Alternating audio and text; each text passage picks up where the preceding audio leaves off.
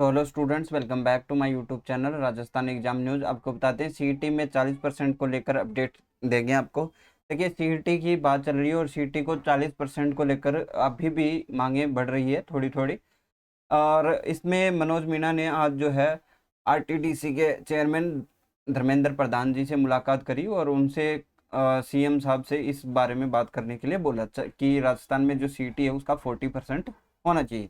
इसके रिगार्डिंग जो है मनोज राधे मीणा ने भी एक ट्वीट करके बताया कि सीईटी में 40% से ज़्यादा अंक आने वाले अभ्यर्थियों को हर भर्ती के 20 या 25 गुना की मांग करनी चाहिए, या सीईटी के कुल पदों के 15 गुना अभ्यर्थियों को हर भर्ती में शामिल करने की न्यायोचित मांग करनी चाहिए।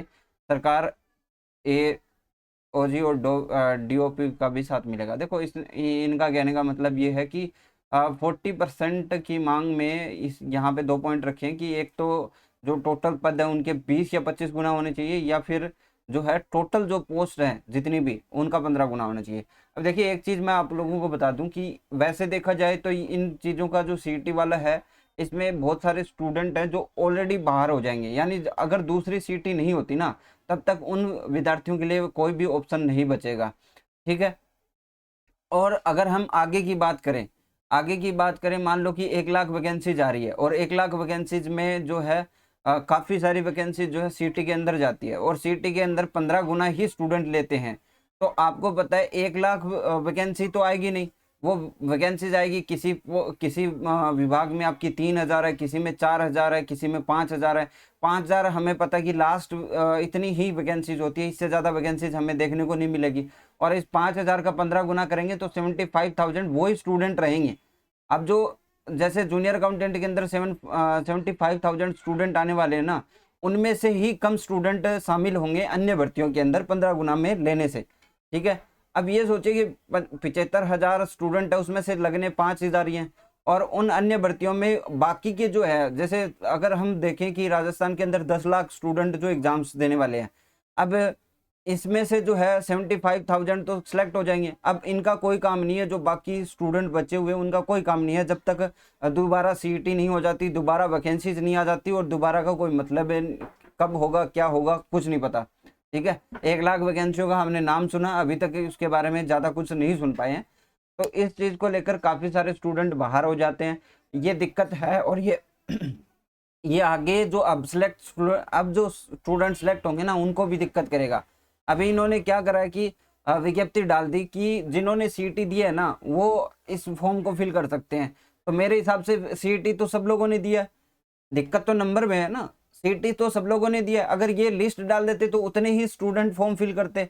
अब ये बोल रहे हैं कि अगर फॉर्म कम रह गए तो फॉर्म कम रहेंगे या नहीं रहेंगे वो तो बाद की बात है। आपको पता है फॉर्म कम कोई नहीं रहता। और फिर दूसरी बात है कि आप 15 गुना की जगह जो है 16 गुना डाल दो। फिर बोर्ड जो है पैसा कमाने के चक्कर में यही करता है।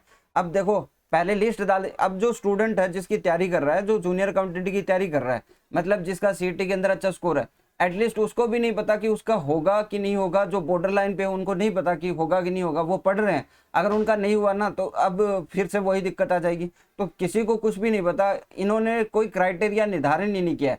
15 गुना का कोई रूल नहीं बनता कि 15 गुना ले रहे हो आप लोग, है ना। कुछ कट ऑफ होगी, कुछ तो नियम हो गए, उनका 15 गुना सीधा सीधा है ना। या तो 50% कर दो, 60% कर दो, रीट की तरह कुछ क्राइटेरिया निर्धारित हो तो उस स्टूडेंट को पता रहेगा कि हम जो है क्वालिफाई हो रहे हैं, हम इसकी तैयारी कर सकते हैं। ठीक है। अब जैसे जूनियर अकाउंटेंट है, इसमें थोड़ा बहुत आप अंदाजा लगा भी सकते हो कि ज़्यादा है। अन्य वैकेंसी जो होंगी ना, उसमें तो आपको अंदाजा ही नहीं लगेगा कि आप सिलेक्ट हो रहे हो नहीं हो रहे हो। अब सितंबर के अंदर एग्जाम है, जून जाने को है। ठीक है। जुलाई अगस्त 2 महीने आपके पास बचते हैं। अब उसके अंदर आप जो है इतने सारे टॉपिक सारे पढ़ लो, बस यही है। अब किसी को कुछ नहीं पता कि आपका अंदर आने वाला है कि नहीं आने वाला है। तो ये चीज़ें आगे के लिए ना बहुत दिक्कत करेगी। जब भी वैकेंसी जाएगी, जैसे 1 लाख वैकेंसीज अगर आती है तो उनको टुकड़ों में ही देंगे वो वैकेंसीज। तो जैसे 3,000 हो गई किसी डिपार्टमेंट के अंदर, 4,000 हो गई, 5,000 हो गई। ठीक है। बहुत ज़्यादा करेंगे तो 10,000 वैकेंसी, 10-12,000 वैकेंसी, इससे ज़्यादा कुछ भी नहीं होता। तो इसमें भी स्टूडेंट जो होंगे वो 1.5 लाख शामिल होंगे, और अन्य भर्तियों में तो इतने होंगे भी नहीं, है ना। तो ये 15 गुना वाला रूल जो होता है, ये एक अलग ही स्कीम बना देगा सभी स्टूडेंट्स के लिए। तो एक बड़ा भाग जो है ना वो तो हर एग्जाम्स के लिए आउट हो जाएगा। अब उसको सीईटी का ही वेट करना पड़ेगा आगे, और कुछ भी ऑप्शन नहीं है। तो बाकी अपडेट्स के लिए आप हमारे साथ जुड़े रहें और हमारे चैनल को जरूर सब्सक्राइब कीजिए। जैसे भी कुछ अपडेट्स आती है तो मैं आपको बता देता हूँ। ये बातें मैं आप लोगों को इसलिए बता रहा हूँ क्योंकि अभी आपका ज़्यादा नंबर आ रहा होगा तो आप लोग नहीं बोलोगे, लेकिन अगर आपको इस वैकेंसी में नहीं हुआ जूनियर अकाउंटेंट में, तो आपको भी नहीं पता कि आगे वाली वैकेंसीज में आप एलिजिबल होंगे कि नहीं होंगे। ठीक है, बाकी अपडेट्स के लिए आप जुड़े रहें हमारे चैनल के साथ। Thank you.